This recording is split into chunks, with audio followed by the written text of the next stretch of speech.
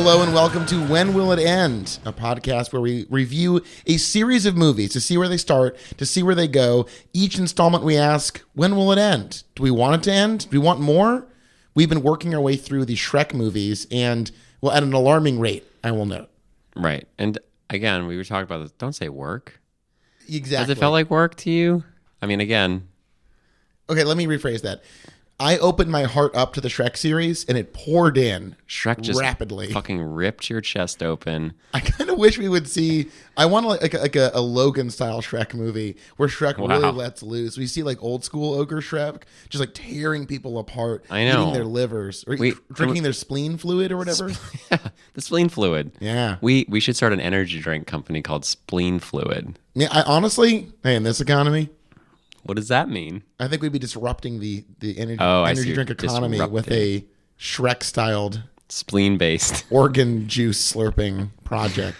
I mean, and we can just get right into it. We were offered that. But let's go back because this is the last in the series. Maybe. Well, it's the last of the main series. We will be doing a supplementary addition to the series. Look, you can't have us watch 4 Shrek movies and not watch the Puss in Boots spinoff. Right. Or play Sugar Fever. Right. This morning I had to actually coax Charles out of a coma induced by this video game. I sound like a grandpa. It's a video game. It's a phone game. What is a phone game? Is it a video game? Is it a phone game? It was barely a game. It was just, it was Candy Crush, but with Shrek standing on top of the screen, screaming his strange phrases. And you suspected they got Mike Myers for it. I think so. Or they just found it from the film. I'm not sure. But I don't know. It's a game that it really was. It doesn't feel like it's a part of the verse. Well, let me ask you this. Can we do a quick, we're just game. We'll do a corner. We'll do a game corner. Game corner. Here we go. Well, were you going to say something? Well, yeah. You mentioned to me that it actually is not just a contemporary Shrek game, but there's contemporary political references in the Shrek game. Absolutely. Because we were all wondering when will Shrek weigh in on Brexit. So yeah, there's Brexit jokes. I was saddened to find out that as soon as I received my first stars or coins, in-game currency, a little pop-up says the store will be closing in November of 2018, and you can use them. You can keep playing the game. Can't be buying anything after that until the game stops working, taking it down from the store in January 19th of 2019. That's heartbreaking. Isn't that heartbreaking? You just fell in love with this, and now it's being torn away from you. So I'm going to have to just speed through. I'm working. Well, if you think about it. Not working tomorrow, or I'm never working, so I guess I can. We just saw Shrek Forever After, which came out 8 years ago. Wow. So, I mean, like, in a way, the fact that you're playing a Shrek phone game is kind of crazy in and of itself. It's like almost a decade since the franchise went cold. Guess how many stars it's got on the iOS store? I have no idea how to guess that. 3.2. I mean, you do know how to guess that. I just did. I already told you that. I just did. Yeah, I told you. You just said that it was barely a game. I told you it was barely a game, Candy Crush style. You know how to rate that shit. Yeah. 5 stars. 5 stars. It literally has 5 stars. I think the Shrek fandom are not going to let anyone go on the wayside. They're really going to keep the whole crew together moving forward. Yeah, so also this morning while I was waiting for you to do morning whatever toiletries. You do, I was looking. Planked. Good. I showered. How long did you plank? 2 minutes? I've been staggering it. This was a 2-minute day, but I'm doing 3 minutes. It's like been 3 minutes, a minute and a half, 2 minutes, like staggering. It's like I'm always building like in a cycle. Because I was like waking up and trying to do 3 minutes every day. Right. I was like, this is crazy. I'm just gonna like hurt my back if I do this. Like, if I push myself this much every single. You won't. No, it's definitely possible. I have like a crazy. I think I pulled a muscle in my left shoulder. If you do it right, you can't hurt your back. Oh my god! But I like that you do it all fucked up. But I'm just saying, I like that you do it. And I like that you're staying safe. If you feel like you're going to hurt yourself, don't do it. That's what I always say. Well, if you do like day on, day off, you'll have a better likelihood of making that 3 minutes easier as opposed to like bitterly fighting for it every time. I think like staggering it makes it just sort of like more like a stepping stool. I want to get to 5 minutes by the end of the year. That's amazing. I love that. Good. Yeah. It's a great resolution. Do you think 5 Shrek minutes. has ever planked? No. I don't think so. He can't even plank. I think he would rest on his bulbous his cylinder. Gut. Yeah, he would just. Do you think he's just wearing like a barrel? No, we've seen him without his shirt on every. So Okay. So by Shrek 4, they settle into we see Shrek waking up shirtless in 2, 3, and 4. I think the second they could figure out a way to portray Shrek shirtless, they were like, we really got to go hard on this. Well, that's interesting because they changed the book. They got rid of the book in 3. The book was back and forth, but this thing they've really kept. They've really held on to Shrek waking up next to Fiona without a shirt on. A few wisps of hair, those big old green nips. Yeah. I wanted more hair. I wanted more nipple. I wanted wider areolas Giant. for Shrek. It's really, I mean, that makes sense. it just, of course it makes sense. Based on everything I know about ogres, that really tracks. So anyway, while I was waiting for you to plank, I was wondering what those noises were. Now I showered. Yeah. I shaved. Showered and shaved. You It was look a great. productive morning. Thank you. You look great. Your hair looks great. I used my 2-in-1. Oh, you do a 2-in-1. Yeah, because I'm lazy. Well, I mean, you could just do a none. People have told me that. It doesn't work like that. Okay. I mean, it looks great. I'm not going to tell you how to do anything else. Thank 'cause you. It looks You think it great. would look better like greasy and crusted with Like just mine? stuff? Yeah. But you have a coarse mane hair. Yeah, well, I haven't showered today. I'm waiting. I'm going to be driving a lot today, so I figure, what's the point of showering? You're like, I want to sit in it. I'm just going to be sitting in that sweat box anyway. That's what I call my car. The old sweat The old box. sweat box. Yeah, it moves fast. The fast-moving sweat box. When it's parked, the sweat box. When I'm parking, the sweat box. In all forms, really. The sweat The box. sweat box. Shrek Forever After. Well, baby. anyway, I just wanted to let you know that while I was waiting for you to shower and shave and look all pretty, I was trying to hunt down a copy of Shrek Forever After for PS3. I was hoping the iOS game would still be up, but man, there is a renegade group of developers just taking down Shrek material. That's awful. Yeah, so I wanted to play that this morning. I would have spent $10 on it. I found it for PS3, which I have a PS4. Don't think I can flex play right that. there. Yeah, I got a PS4. Well, I'm concerned because without phone games, how will children know about Shrek in 2019? Well, I mean, there's so much to talk about There really is. Here we are. We're at the end of a series finally. Just like the first episode, we introduced the series. This is going to be like a sad farewell, or sometimes a happy. Like this is where we'll go through the plot for you, of course, just so you know what happened. But we're going to really dive down, see if this is the end. Should it end here? Do we want more? And here's the thing: for our fledgling series, to date, we have not wanted it to end. Right. 1, 2, 3, and I think we were all I think the most nervous going into 3 because 3 seemed like the first possibility for a serious weak link. Right. Like if 2 didn't work, it was just kind of over. But they got through 2 with flying colors. We made it to 3, really not knowing what to expect, and got easily, in my mind, the buried treasure of the series. The criticism around this movie series is fascinating because I think critically it goes Shrek 2, Shrek Forever After, Shrek the Third. Right. But So honestly, yeah, I think you're right. And Shrek Forever After is very highly rated. Well, I mean, I think in terms Rotten of the Tomatoes, Shrekiverse. it's got like a 58 or something. Oh, I mean, really?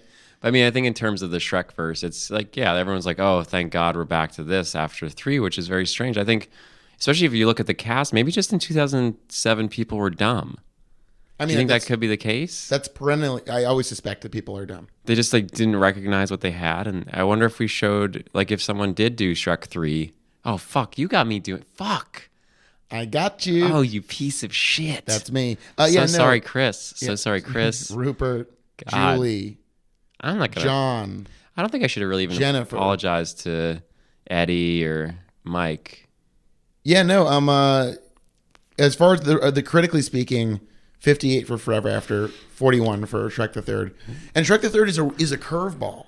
It's a really weird movie, and I loved it.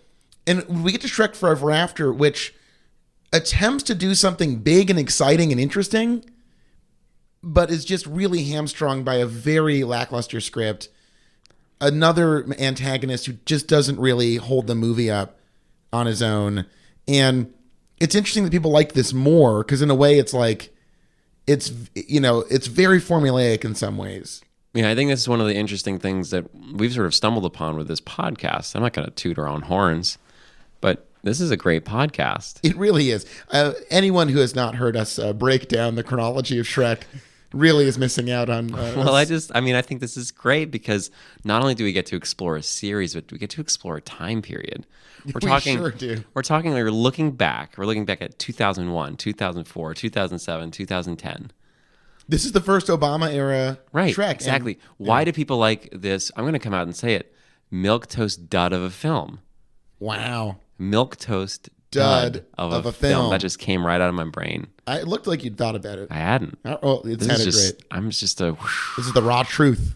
I tried to should we plan anything? Josh no, we're just gonna go loose. We're just gonna riff. But anyway, so why is it an Obama era 2010 America? What do they appreciate about a rehash of movies? So this is the first time we've really gotten rather than a random Tiny Tim reference, we have a literal theft of It's a Wonderful Life or Back to the Future 2. This is just this is like an animated version of a movie we already know. Well, okay, to its credit, at this point, I'm very in on the Shrekiverse, and I love the idea that Shrek makes a horrible decision with Rumpelstiltskin, signs a contract, and essentially erases himself from Shrek's history. Love it. So we're seeing this dark alternate Shrek world where the, authoritarian Rumpelstiltskin holds an iron fist over the land with his army of witches, of which he has a very strange relationship. Mm-hmm. But I like the idea.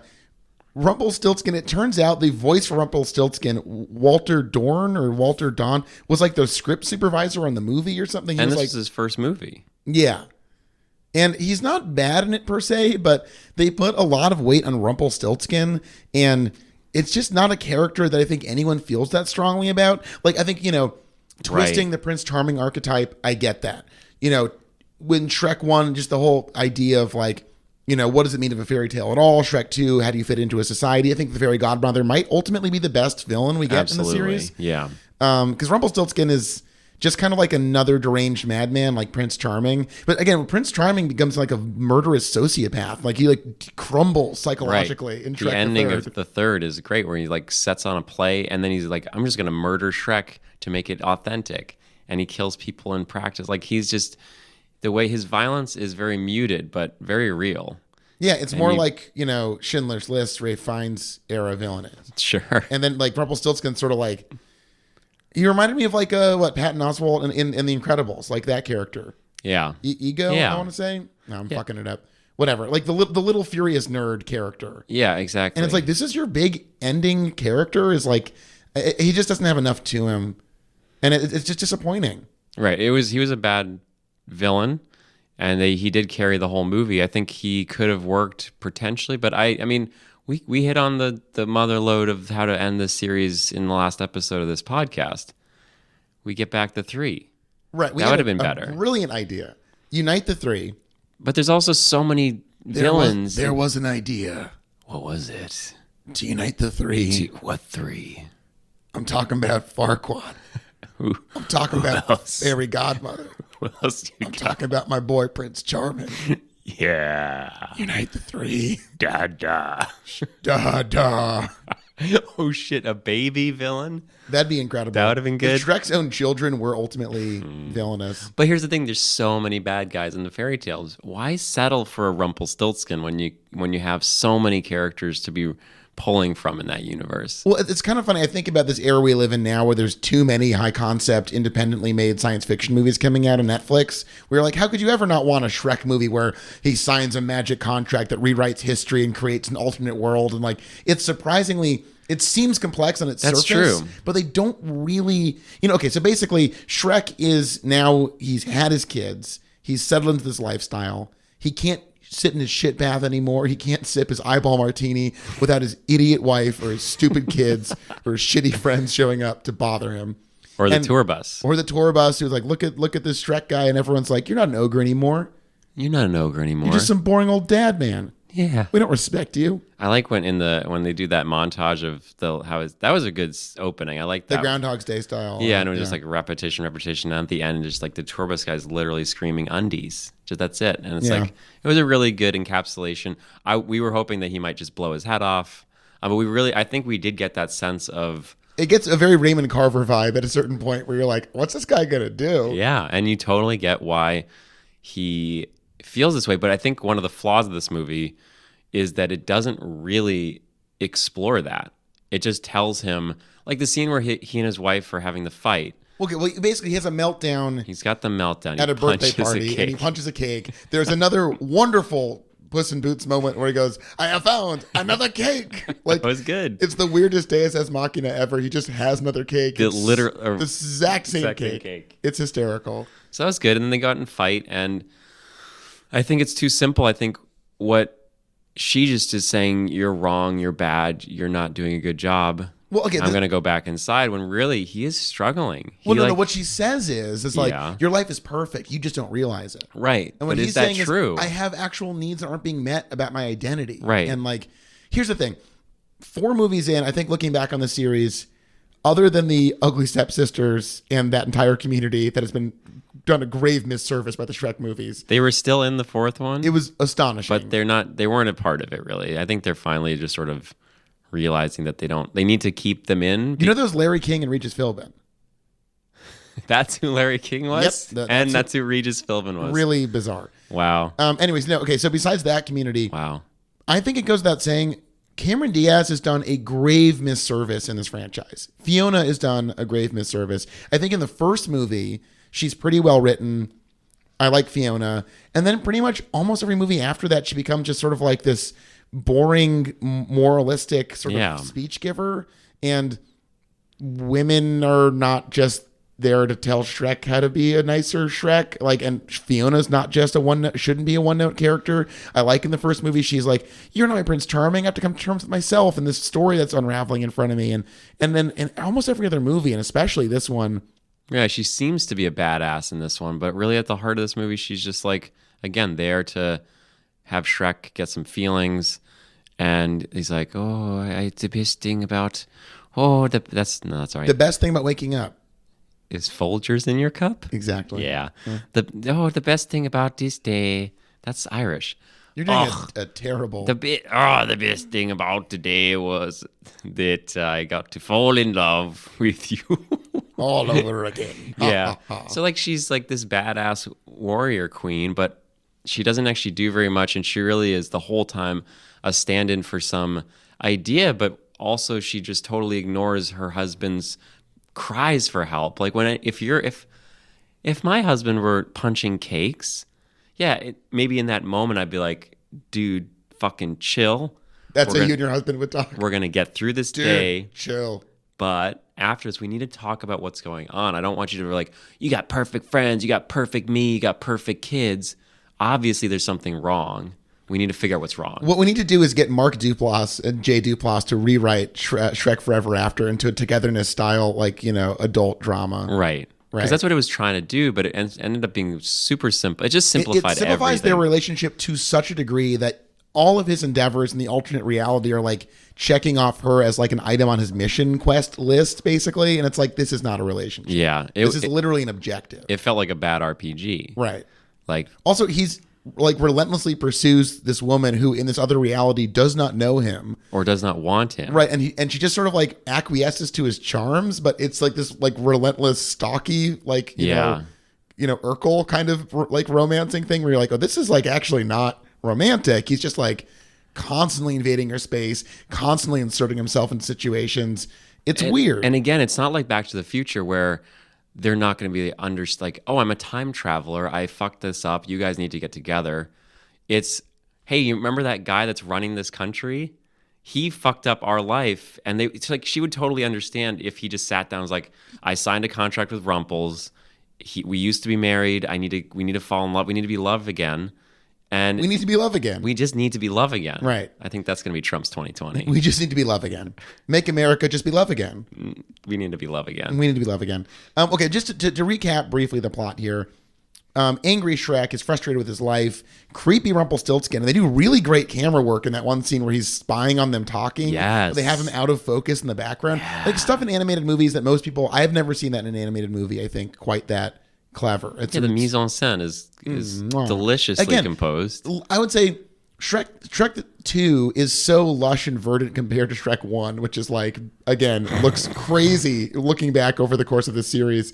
That decade made such a difference. It's unbelievable. I would love to go back, not for this podcast, but really go watch like Toy Story 1, Toy Story 2, Toy Story... I mean, maybe we will someday. Well, I mean, Toy Story 4 was announced, so I think we're really on the verge of that being a real candidate. But like watching Toy Story 1, where like, I think it seems like early animation was so just trying to get the computers to work that they didn't even think about cinematography. And now it's amazing to watch like the way they can do like Hitchcockian camera trick, like all this stuff where like it's as though a magic camera is really being directed where it needs to go. What's the best way to view this scene? Well, I think like particularly the flying in this movie. There's a few flying sequences that I think were excellent. Tell me about it. Really beautiful, well done. Yeah, like there's a few set pieces where they're hurtling around Rumpelstiltskin's palace on brooms. Oh, yeah. When they're flying with the dragon and the whole family is riding the dragon through the clouds. Oh my God. Some really beautiful stuff. When those little dragon mules are bumping up against that big dragon belly. Oh my God, it's like we're right there. It's like I was right by the mutant donkey dragon babies. I closed my eyes and I just like reached out to touch the belly. The belly. But here's the thing. Shrek the Third basically just a smoother Shrek 2 visually, but it has some of these really wonderful, very arch, ridiculous shots. Like I keep going back to that wonderful shot of Prince Charming in the broken alleyway in the shadow of the castle. This movie doesn't really have a lot of images that resonate or stay with me. I kind of like the grand palace floor opening up at the end of the movie in the climactic sequence. That's kind of cool, but again, it's smoother and there's some nice shots in it, but like nothing, it's visually speaking, it's not a very interesting movie compared to 2 or 3, I think. Yeah, no, I think in every way this movie is flat. I mean, it's like we've talked about Mike Myers' performance the entire time. This has so much Shrek in it. I think even more than Shrek 1. Like Shrek is big in this one and he's a boring actor. He doesn't quite like, why would I want to watch this beast that just sort of talks like he just is like everything he says is so flat and boring. I don't buy it. Also, like I guess part of it you could argue is because he's just become more socialized since the first movie. But there's times where like he has like little shtick and little bits that are like way too knowing and winky. Yeah. Where like it's very much Mike Myers doing a thing and it feels less and less like Shrek. And that's the problem. I think Big Dick Shrek in the first movie, that first third where he just doesn't go fuck. The thing he wants to get back in this movie, it's really gone. Let's and talk the about movie that. is like prepared to say like, no, that's gone. Like Shrek is now like a responsible community member. That's right. over. That he hates his life. We never solved. Okay, so again, he has this horrible day. He goes to Rumpelstiltskin, who's been plotting and scheming to take over the kingdom for reasons. Well, yeah, because initially, sort of like this is like basically we get this a lot in series where, you know, the third was about Prince Charming feeling like he didn't get what he wanted, and this is like Death Star 2. It's like, we need a new villain. We can't think of anything. We'll just have Rumpelstiltskin also feel like he deserved to have the kingdom. But weirder, there's Rumpelstiltskin appears in 2 or in 3. Yeah, where Charming's like, you never got your firstborn, did you? Remember that moment? Well, yeah, but that's because that's the classic. That's I know the story of But Rumpelstiltskin. in this one, basically, Fiona's parents almost signed a contract that would have given the kingdom to Rumpelstiltskin if he would have removed Fiona's curse. But it's averted by Shrek. But at the moment Cleese gets out the magic pen, some man just comes, hey, your daughter got rescued. What a guy. While we're talking about hand servants, I really, really, really regret not talking more about Kyle in Shrek 2. Oh, right. Oh, no. I'm just thinking right now, and I'm like, we never talked about Kyle. At all. And that's really, Kyle is a marvelous part of Shrek. Remember when we were talking how good this podcast was? Yeah. That's the first shit podcast. The first crack in our otherwise flawless facade. God, fuck, but it is a facade. Our apologies to Kyle, who is a wonderful part of the Shrekiverse. Yeah, I wish he was more. Like, that's something that he could have come back. He's the best hand servant of the entire series. The best, like, perhaps the best attendant. hand servant. Yeah, ever. We got Jeeves. Yeah. We Watson. No, he's not. Sorry. He's a doctor. I'm sorry. He's a Jesus. fucking doctor. Fuck, I'm sorry. Alfred. Okay. Jeeves Alfred. I mean, you got the handmaid from the Handmaid's Tale. There's Yeah, lots of them I've in never there. seen it or read it. It's God. That show is it's like it's good, but I can't watch it. Yeah. It would be like if Shrek 2. You know the feeling you get from the opening 30 minutes of Shrek 2. I think we all know that feeling. That's the entire show. Fans of the show, they're all nodding in their cars while they work out in their office cubicles. We know that feeling. We all know that Shrek 2. Is it the first, Handmaid's third Tale feeling. or Handmaiden's? I think it's Handmaiden's Tale. So the Handmaiden's Tale is 100% that just raw hatred of everything that you're watching. No, it's a relentless desperation. So I watched 3 episodes, and then my Hulu subscription ran out. So I just didn't renew it. And we'll never know. We'll just never know. What won't we know? I have no idea. Which is the best handmaiden from the Handmaiden's Tale? We'll save that for our Handmaiden series. Okay. Yeah, okay, so Rumpelstiltskin, he feels like, Shrek tore away his chance to control the kingdom. Can I just jump back in? Oh, Your please. just if you have a favorite handmade or what's the Handspo, it's Handspo. what's the man's handspo? What's That's a man the hashtag hand for, I don't think it really, manservant, I guess. manservant? If you got a favorite manservant or handmaid, hashtag manhand. Hashtag manhand. Yeah, great. Nailed it. Yeah, okay, so Rumpelstiltskin manages to get Shrek wasted. Okay, so Rumpelstiltskin, crucial things to know about Rumpelstiltskin, has a horrifying goose friend. The best goose The friend. best goose friend. An incredible character. Yeah, great character. It's I like really a like that one. terrifying tooth. Was it a swan or a goose? Or A what is swan, I Okay, think. it's like this terrifying fucking dinosaur-sized swan with huge teeth who's just like a nightmare, and no one Yeah, really says and anything about it. The camera work on that duck, swan, goose is just like all these weird close-ups and long holds. Really great work. Yeah, they really lean into how weird the sidekick is. Which sucks that it didn't, like, Rumpelstiltskin could have been badass villain. I wanted way more goose for sure. Once Yeah. we saw the horrifying goose, I was like, this is sick. Okay, so the goose drags around an onion-shaped cart that Rumpelstiltskin has an amazing traveling mobile bar / office in. It's so good. It's so awesome. It's like the potions scene from the second one. Yeah, it's like this really But, awesome magical encapsulated environment. tiny. Yeah, it really works. And basically Rumpelstiltskin's like, hey, Shrek, you mad at your wife? You hate your kids? Drink 28 eyeball martinis and sign this fucking contract. Iteenies, I believe they're called. Iteenies, yeah. Yeah. We finally they Finally retcon in a name for those martinis. Which they've been drinking, downing by the gallon the entire series. But we finally get some closure on that. They're like, we're closing out the series. What do we have to do? Oh, right. Iteenies. We have to we make got it at canon. least- It's canon. There's a wiki entry on the Shrek wiki about the Iteenies. There's got to be. There must be. If there Every isn't, instant. I know what I'm doing the second we're done recording. Yeah. I mean, there obviously is. We're not the first fools to watch Shrek. Though, honestly, I do think we may be some of the first fools to watch all 4 Shrek movies back to back. We were talking about that. I think it's it's undignified for sure, but it's like, I think not many people would ever do that. We got the Lord of the Rings crew. I'm sure. I was saying, I bet 80% of our generation has watched those 3 movies back to back. I am in the 20% who has avoided it. Wow. Yeah. Star Wars, maybe not the whole series at this point because it's so big, but I'm sure up until recently, the first 6 people did that. That's probably pretty common. I think maybe it was last Christmas. I'm Jewish, so often Christmas is a boring, long day with nothing to do. Maybe Christmas before last, I want to say. My brothers and I watched Rogue One 4, 5, 6. Right.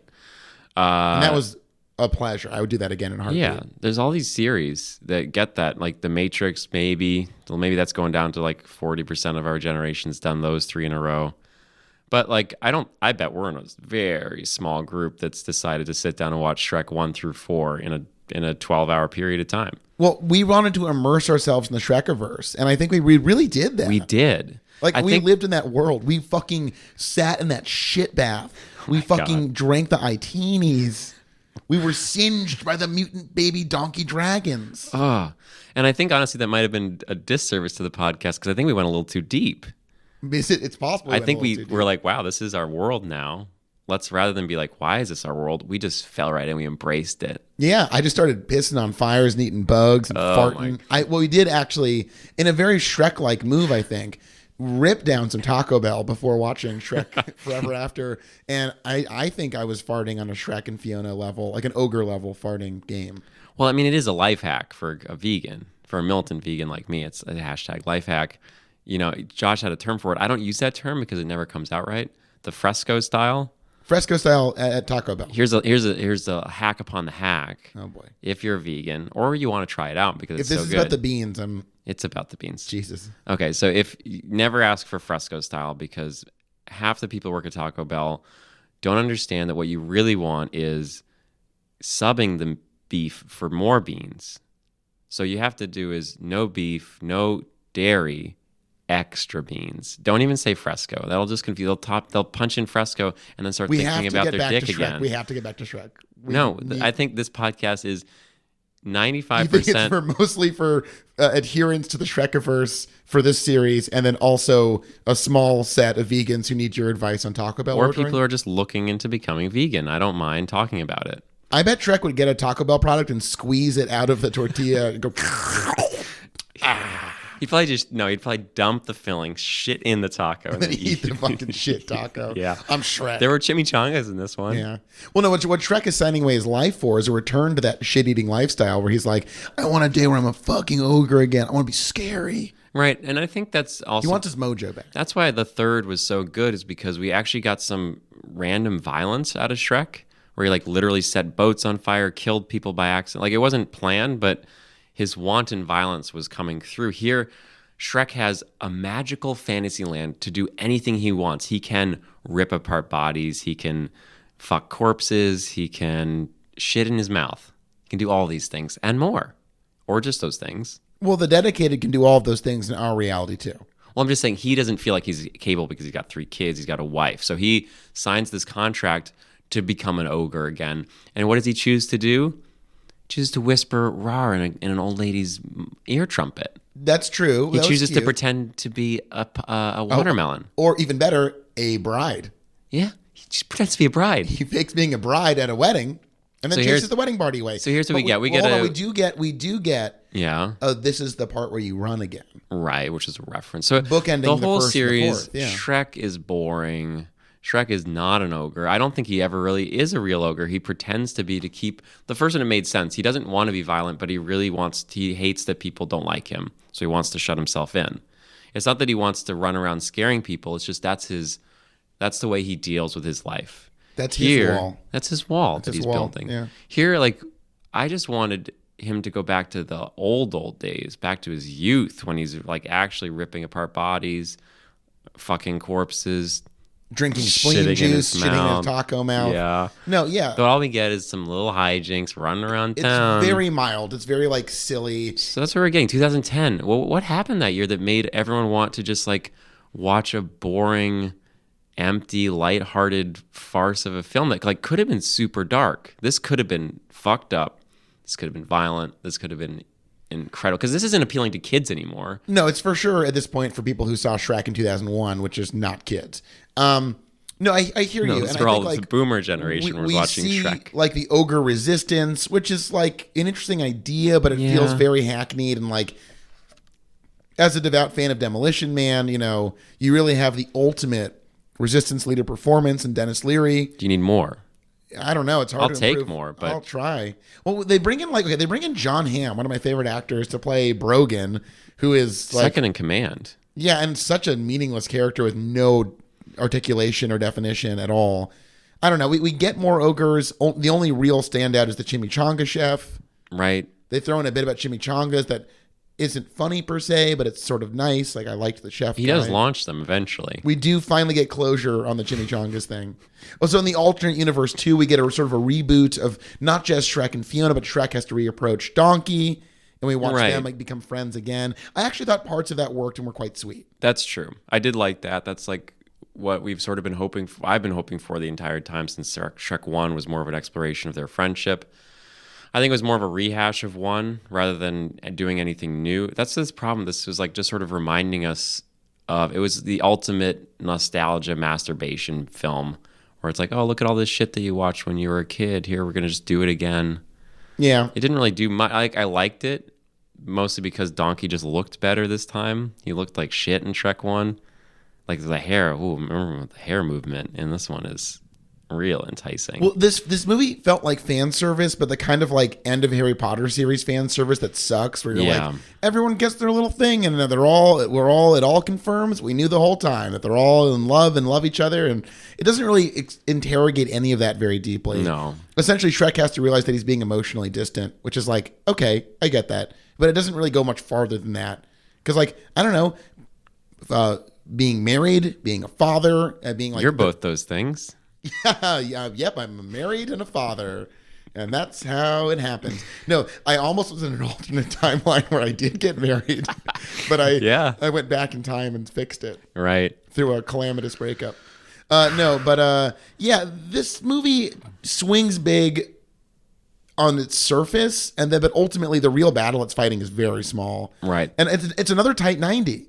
This is like watching the World Series played with wiffle ball bats. Right, like I really want to. I don't know. I don't know. I like things about it, but it just didn't take it all the way there. I like that the donkey's getting whipped by witches, and he's like singing like work songs. That's like kind of dark and weird, but it gets cute pretty quick, and the stakes seem somewhat low. Like in these movies, they introduce like all this weaponry and all this violence, but like we know nothing crazy is gonna happen. There's no Braveheart shit going on in Shrek Forever After. Yeah. So the stakes feel quite low. And we also know, like in all the other ones, either I didn't care or they did a good job of sort of just making the story. Like even if like we know how the plot's gonna work, but Shrek 1, 2, and 3 all like found ways to subvert our expectations or make it about something else. This was like so just rote and formulaic. There was that point where we had like a half hour left. We're like, well, we know they're going to kiss eventually, so here's all this bullshit until we get to the kiss. So, of course, like there's the fine print in the contract he signs with Rumpelstiltskin.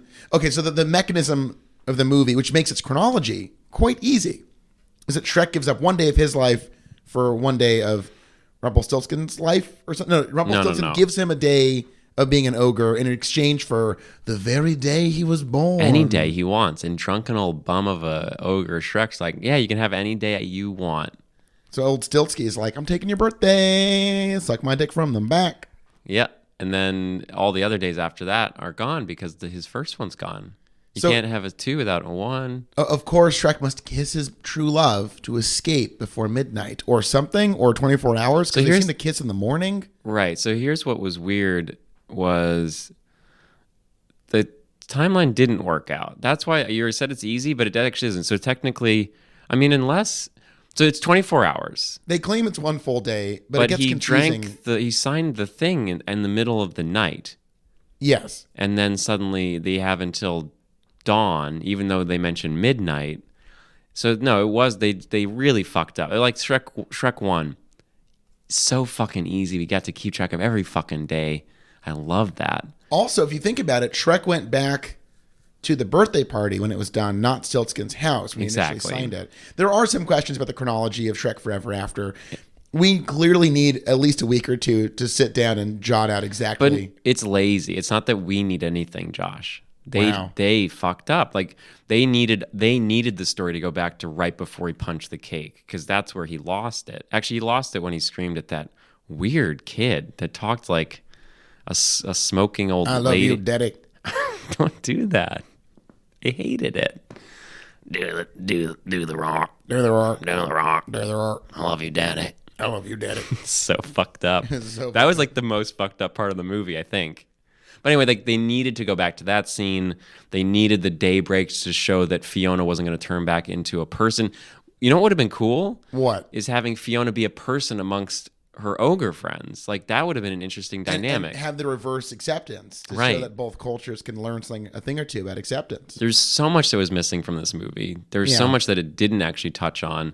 Also, okay, they allude to all this ogre brutality that never emerges, which is a bummer for me, because they're like, at one point Brogan's like, I like this donkey guy. I see why I haven't eaten him yet. Arr. And so we're like, they allude to like chimichangas. Right, I'm like, I want to see ogres like being ogres, like fucking and fighting. That's what this whole movie's and about. Ripping spleen and slurping on organ juice. And we don't get any of that. They're just like sort of vaguely noble, oppressed people, but like they allude to their like very comfortable with eating people. So I don't know. It's just like the tone is very uneven. It doesn't really dig into the details of the world. And I know this sounds insane. We're two men talking about how the Shrek universe didn't get specific enough about ogre brutality, but I want that. If we're going to go to Ogreland, give me Ogreland. And if you're going to talk about it, especially, like if you're going to make them be nice, like, oh, ogres have actually been misunderstood the entire time. We just don't like them because they look ugly.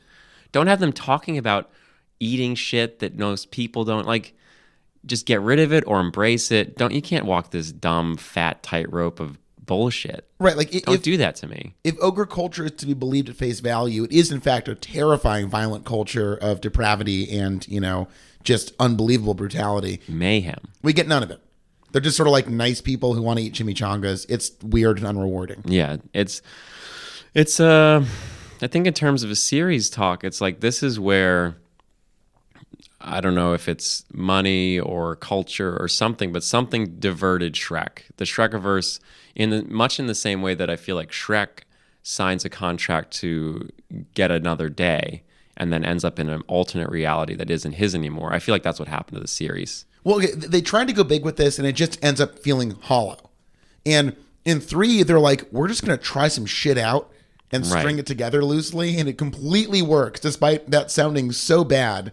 They're like, we're just going to really like loosely look into this world and like just create a lot of space to fill in with weirdness, and it's great. In this one, they go for this very big idea, and it just doesn't really have a satisfying moment. I think, look, at this point, let me ask you this. Are you asking when will it end after Shrek 4?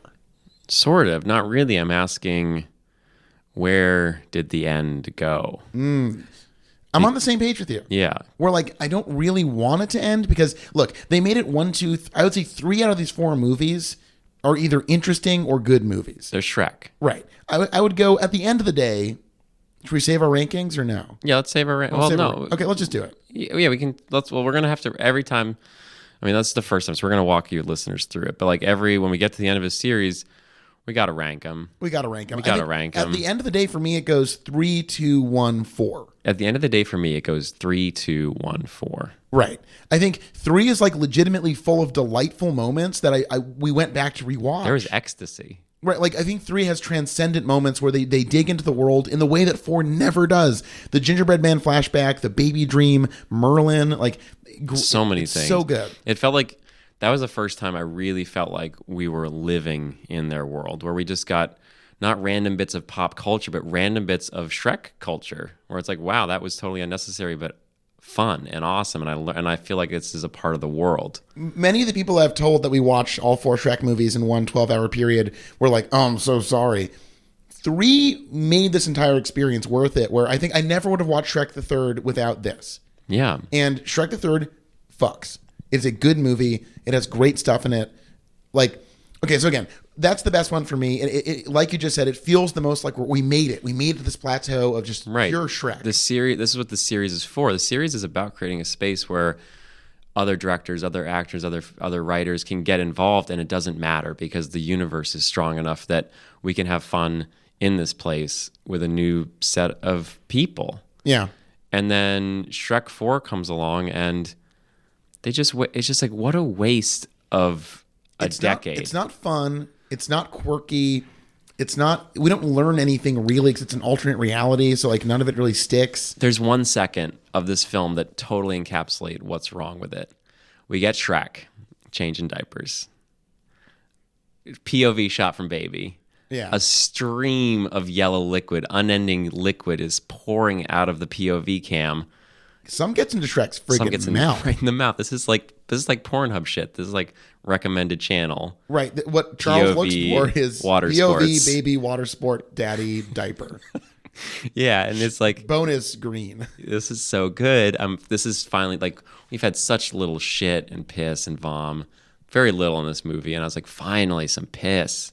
This is what Shrek's all about. And they cut back to the baby. Cut back POV shot from Shrek. It's a fucking water gun. It's a fish. So it's a fish. So it's sort of weird because it's like squeezing out a fish, but it's also so unrealistic. There's no way a little baby fish is going to hold all that water. No. So it's like, again, they're like toying with us. They're like, this is the shit that you want, but no, this is fucking Obama era America. We can't handle shit and piss anymore. Okay, Bill Burr, take it down a notch. I don't just because I live in Boston. You have a frame of like a wiry little angry man. He's bigger. He's a little bigger. But I guess he's older than me. I might turn into a Burr. Maybe. I might become a Burr. He looks like he works out. He does work out. He talks about it. Yeah. He talks about his fighting weight all the time. That's amazing. Yeah. I don't have a fighting weight because, well, my fighting weight is like a lean 125, so I can run real fast. Running is not fighting. Right. That was the joke. Running is not fighting. That's my method. Shrek would never run. Shrek barely runs in any of these movies. He goes right on in. He waddles. He waddles right in. Was there a nut blast in this one? Did he get his nuts crushed? Yeah, I think he so. did. Yeah, he gets kicked. He? He gets kicked in the nuts. Okay, good. Yeah. By a donkey. Good. When they're like, or was that? I'm losing focus. I can't remember if that I think 4 movies deep, all the time, Shrek's had his nuts smashed, all sort of blend into one. One big nut smash. I remember the first one, of course, sliding down the that was beautiful. The column. See, that's the kind of shit that this movie didn't have. It didn't have just like random weirdness. It was so glossed over. It was so Well, you have Fat Puss in Boots, which is sort of cute, but like it's I think actually Antonio Banderas' voice acting in this was excellent. That's true. I think him observing Shrek and Fiona was more interesting than their interactions by a long shot. And like his excitement, like you're finally the guy. To go back to my rankings. Yeah, go back to the rankings. 3 is on top. It's like, again, if you're going to watch a series, that's the idyllic series movie where you're really just in it. In my mind, it's like the Rogue One experience where you're like, I really feel like I'm just in Star Wars now. Like this is just like a thing that could happen in the universe, and it actually exists with relatively little, explanation. It just works in this world. And again, I'm just going to interrupt. We keep talking about Star Wars. We're never going to do Star Wars. I'm sorry we keep talking about it. I think we can allude to Rogue One. I know, but I feel I don't bad. want to live in a world we're never where going to do Star Wars. So okay, I'll tamper it down a little bit. I mean, you can bring it up. I just want to keep reminding listeners that we talk about it every once in a while, but we're not going to really explore Star Wars. Yeah. Okay. Fine. I'm willing to go. Okay. Okay. So 2 is like. So my number 2 in the series is 2, where 2 says like, we're here, we're Shrek, deal with it. This is a movie. It's not just like a weird sort of, sandbox. We've really established that there are stakes, things happen in it. There are real emotional things going on that are resolved. There are characters that are, new and interesting. Number 2, I think that really defines the series in a lot of ways. Mm-hmm. We wouldn't have 3 without 2. And that takes me to number 3. Number 1, Shrek. This is very confusing. I know. We're flying around hot and fast. Numbers. Yeah. Number 3 would be the original Shrek. It establishes the world. It creates, the foundation for the rest of the series.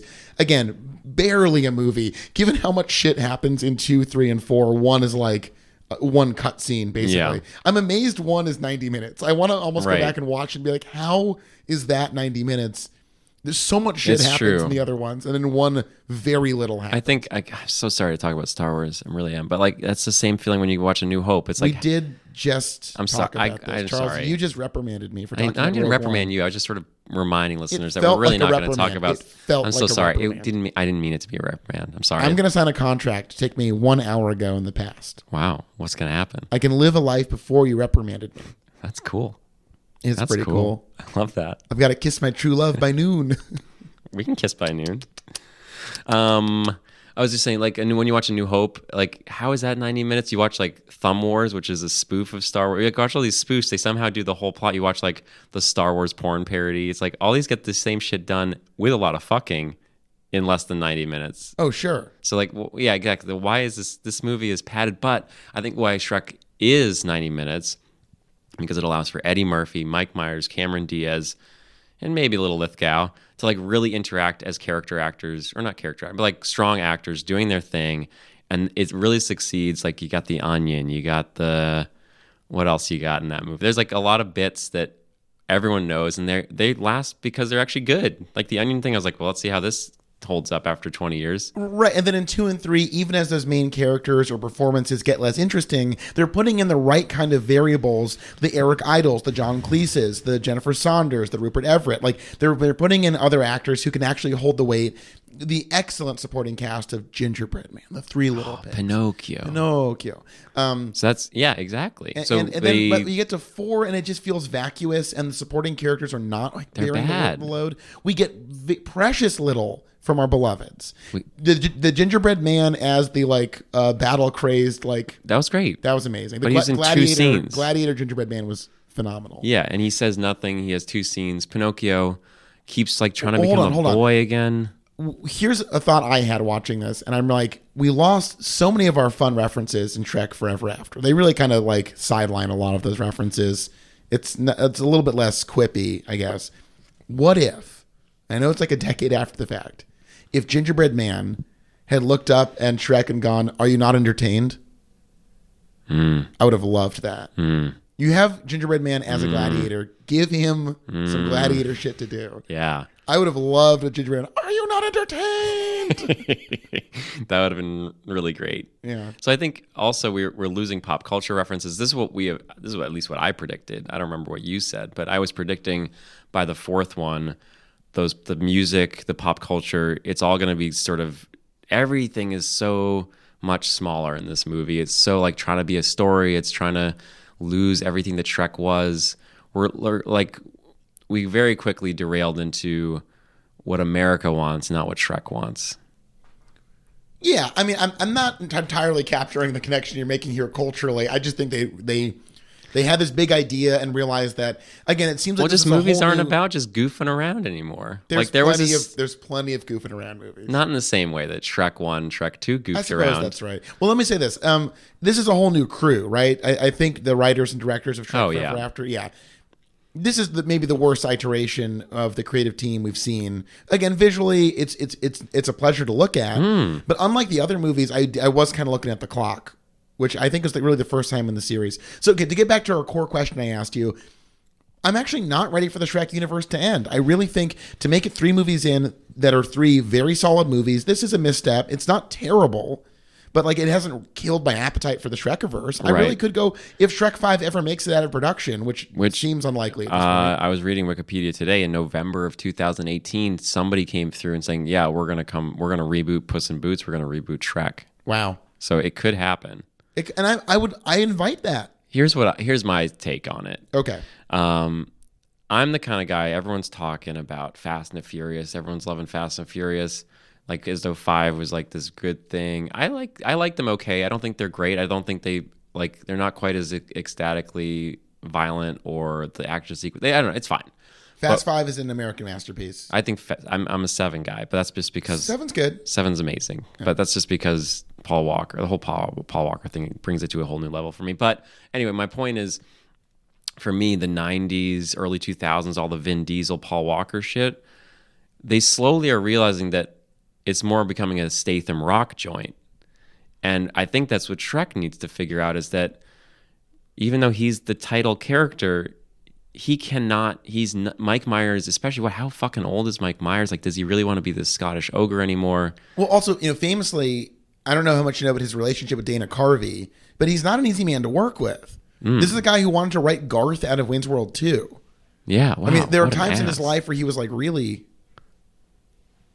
controlling and like really like it seems like a creative partner that was very difficult to work with. So yeah, what you're saying is true. Like, I don't know how interested he really is in like riffing with the gang. Yeah. So I am, to answer your question about the Shrekiverse, I could see it either way. I think we have 1, 2, 3, and for me that fulfills my needs as a Shrek fan. I love Shrek. I don't love Shrek the person. I love what they're doing. But so I could see that being fine. 4 is so far away from what I wanted. I could see this not being the end, but 3 as the end, and I'm like, I don't need any more. I'm happy. But if they really figure out a way to make the universe feel real again, find new characters that aren't boring ogres or like, yeah, they need a supporting cast that can get me back into this world. I'm back in. I almost want to see like here's my pitch for Shrek 5. Let's hear it. Elevator pitch? Sure. What floor are we going to? Ooh, let's say we're getting on the ground floor. Yeah. We're going to 33, baby. Okay, great. So we got some time. Like, maybe and we got some people 2 coming minutes. in, coming off. So yeah, we got some time. How about this? How about we join outsiders who enter the Shrek universe as outsiders? What are we talking about here? I'm talking about explorers, space travelers, aliens. I want some sort of very stark contrast situation where people have to like come in and sort of see the Shrek world from the outside. I like this. So we have a fairy tale universe. Let's get some other universe to come mingle with the fairy tale land. Right, because on paper, Shrek 4 should have been so sick where they're like alternate timeline, the dark dystopian fairy tale land. Because we've seen the inverse, basically. It's the inverse movie. Right. In 3, we reach out a little bit. In 2, we sort of see other parts of the universe. 1, we just learn about it. And 5, I'm saying, I really want to see this entire culture be faced with something more existential than just sort of like the fairy tale politics. So are we talking like fantasy? No, it's too close. What other book series or like what genre could not invade militaristically, but like just... Okay, well, the weakest part of 3 was their attempt to work in high school stuff. So right. That was kind of lame. Yeah. It was the worst part of that movie. But the part I liked more, I don't know, like, I think Merlin's a great addition. Maybe like just more powerful mystical figures coming in from like other cultures, other stories, other traditions. So like Norse mythology. We get some Egyptian myths, You're right, Asian myths, if African we're doing myths. Fairy tales, let's bring in like a global fairy tale thing. I love this. Right. This could be like also okay. You're making movies for the international market. Right. Tell a story about Chinese fairy tales. Right. There's so many. Right. Bring them in. Why not? Yeah. Sell out. Well, I mean, I don't know. That's just widen your cultural lens. That's not selling out. You say widening your cultural lens. I say selling out. I say selling out. Tapping into that $1 billion Chinese market. I'm also not saying when will it end because I really think the Shrek universe, if we learned anything from Shrek the Third, they can take this places. Yes. And Shrek, I think ultimately the problem with Shrek Forever After, it was too inward looking, it was too navel gazy. It's just not interesting. We don't want to see Shrek the conflicted father. We don't. It's not why we like Shrek. No, we even already had that. Like we had his conflict about becoming a father. Like they could have gone dark Carver suburban nightmare shit, which obviously they can't because it is still a kids movie. So if you're gonna like even tackle those themes, it's not gonna come out good. We need something else. We need some fresh. Shrek needs to be the ambassador now, right? Or Shrek trains his kids to carry on the Shrek family tradition, right? Or like that's what I'm saying. Shrek needs to be. He needs to be still top billed, but he doesn't run this thing anymore. They did this backward looking movie way too early. Somehow movie 4 was too early for what Shrek Forever After was trying to do. Yeah. And didn't work. So, okay. We're getting towards the end of this. We do have, we have to watch Puss in Boots because, again, I want to see how much it can stand on its own limb off of the Shrek trunk. Right. As an extension of the Shrekiverse. Yeah. I didn't learn anything playing Sugar Fever. Yeah, that was ultimately a lost cause. Well, I mean, I did get some stars. So I got one key. I'm very proud of you. What's the key for? Yeah, unlock a little chest. Oh, that's nice. Yeah, you got some more coins. I can't spend them on anything because this store is closed, and the game will stop working in a matter of days. They're gonna take a digital phone Shrek out back and shoot him. Yeah, I'm gonna keep the app on my phone just sort of see what happens next week. Well, I'm almost like I feel a little ruined that you mentioned the Brexit jokes. I'm like, I want to see Shrek weigh in on all kinds of shit. Dude, Shrek on Trump? Can you imagine? I mean, can you imagine? We've been talking. No, we already have been. Shrek has been a Trump character this entire time, in a way, but he learns. I don't buy. He's building walls. He hates his refugees. He hates refugees. Yeah, but he learns to love them, where Trump still has not. Yeah. So yeah, it could be. I mean, like Trump, a conflicted father. Yeah.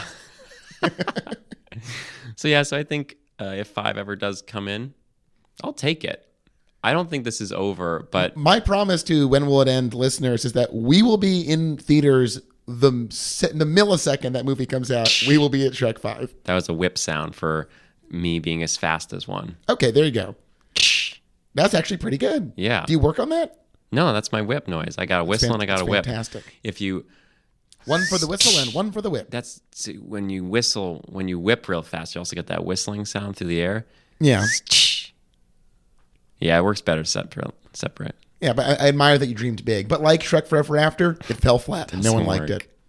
But yeah, so that's sort of another rule. Again, not really going to talk about Star Wars that much, but also, oh my God, we're doing series that are over, but if there's a new one, we'll be back. We're not going to leave you hanging. When the Shrekverse continues, we'll be there. When will it end? We'll be on the front lines of the Shrekiverse as it continues to expand. Yeah. Yeah. So I guess we'll leave it here for Shrek Forever After. This is the conclusion of the 4 canonic films. And I mean, obviously Puss in Boots is canon, but it's like, right, a side story. I don't know how much Shrek we're going to get. Let's predict some Puss in Boots stuff. Sure, let's talk. We're going to see him get laid. I think we're going to see Puss in Boots actually seduce someone all the way. So the end of Shrek Forever After in the credits, it again, nostalgia bullshit. It pulled literal scenes from the earlier movies. They didn't even reanimate them. They just pulled them out. It's like a weird, crappy collage. It was awful. Really weird. And the scene they chose for Puss in Boots, they chose 2 moments. One was him licking his area, naughty area. That cat dick. Second was him caressing the chin of one of his fuck cats. One of the mute, non-verbal cats he fucks. Yeah, supposedly a real cat. So he's a talking cat and he's fucking real cats. Very strange. It's part of the magic of Shrek the Third. Go see it. You'll love it. Great movie. So anyway, so I feel like that's basically his character, is that he's a swashbuckling sex addict and he doesn't really do much fighting. So he obviously does a lot more fucking. And we had the missed opportunity of him discovering more about fatherhood and parenthood in 3 with the swap personalities. We wanted more out of that. Right. That could have been great if he had to, there was a moment where the kids all hugged Puss in Boots and Donkey got jealous, and that's a great idea. Why didn't they do more with that? Anyway, so yes, I hope that we do get just more about his fuck life. He's more of a Casanova, more of a Errol Flynn. Ooh, yeah. Fucker. I love Errol Flynn. Yeah. I love me some Errol Flynn. Yeah, so I'm looking forward to the swashbuckling sex adventures of that cat from the movies. It should be great. I love Antonio Banderas. Yeah. How can it go wrong, really? How can it go wrong? Yeah, my expectations are high. The only problem is we are dealing with 2011. Yeah. The Shrekiverse sort of imploded in this era, so we'll just see what happens. See if they have more fun, or see if we were looking at the declining box office, and Shrek, not really an overseas movie. Shrek 2, unbelievably successful, almost $1 billion movie. $1 billion movie, mind blowing. And then like 3 and 4 go from like 8 something to 7 something, and then Puss in Boots really kind of takes it in the fives. No. Well, domestically, I remember it being like Puss in Boots was the lowest with like 1.6, and then Shrek was a little bit higher than that. Shrek 2 and 3 are about the same, or sorry, 3 and 4 are about the same, and then 2 is like a $500 million movie domestically. That's crazy. Wild, yeah. So we're ending the series, I think, mostly on a high note. I think I'm happy I watched the 4 Shrek movies. Yeah. I would say at the end of the day, if you're trying to economize in your Shrek viewing, you kind of got to watch 1 just to really get into the world. But 1, 2, 3, I think the trilogy works really well. 4 swings big, comes up short. I'm excited for Puss in Boots. Yeah, we're not done with the Shrekiverse. I promise you we're not done. We'll also try to scoop up some ancillary Shrek universe stuff, like whatever video game reviews or content we can find. Yeah. We're going to dig into that a little bit. But stay tuned for our final episode in the Shrek world, where we'll look at Puss in Boots. And stay tuned as we ask, when will it end?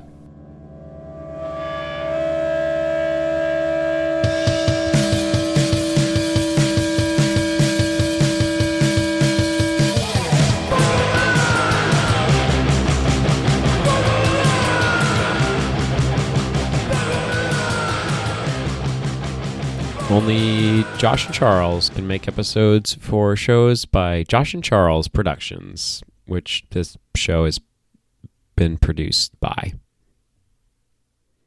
Josh Landy's on the boards, Charles Hobby on the computer, Waste Management, getting those sweet tunes at you. What a show. Just a fucking incredible shit. I don't know, man. It's a good show. If you liked it, you can review us and rate us on iTunes. You can also like us, follow us on Facebook, Instagram, or Twitter.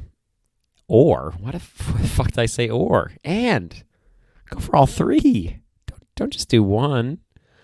We're a WWIE podcast on all 3. Easy to find, easy to like, easy to follow. You can engage with us there, or you can send us emails to wwiepodcast@gmail.com. Very similar and also easy to find. That's it for me. I don't know. Just, yeah. Thanks so much, and tune in again. We'll be back with another episode that's new in a week.